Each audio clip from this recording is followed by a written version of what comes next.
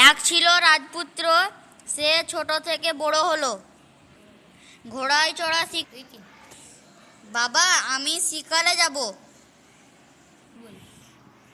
তুমি যত খুশি লোক লস্কর নিয়ে শিকারে যাবে, যাও। এবার তারা শিকারে চলে গেল। রাজকুমার যখন শিকার করছিল, তার সামনে দিয়ে একটা ভেড়া ছুটে চলে গেল। রাজকুমারও সেই ভেড়ার পেছু পেছু চলে গেল। সেই ভেড়াটি গিয়ে যখন থামলো, তখন রাজকুমার তার তরবারি বার করতে,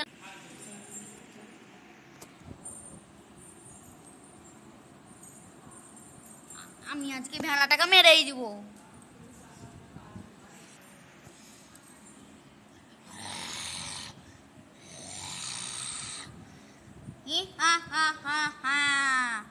আমি তোকে খাবো।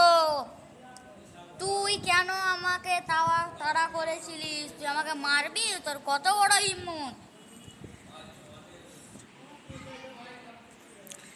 রাজকুমার পেছন থেকে কান্নার স্বর শুনতে পেল।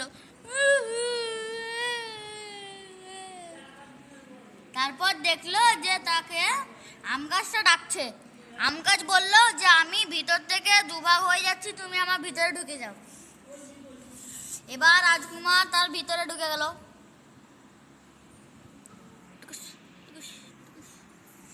এবার ডাকিনী রাগে গড়গড় করতে করতে আম গাছের কাছে এসে বলল যে তুই ওকে কেন তোর ভিতরে আশ্রয় দিয়েছিস?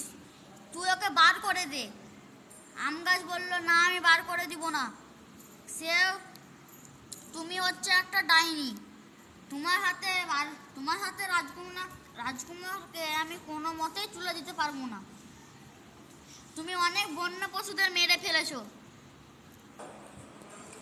ডাকনি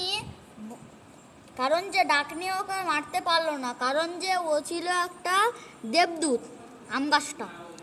তারপর সে হামলা চালালো, কিন্তু সে পারলো না। তাই সে তার ঘোড়াটাকে মেরে ফেললো। এবার সে সেখান থেকে চলে গেল। বেশ কয়েকদিন কেটে গেল। ডাইনি তার মায়া বলে জানতে পারলো রাজকুমার সেই নৌকা আম গাছে আছে।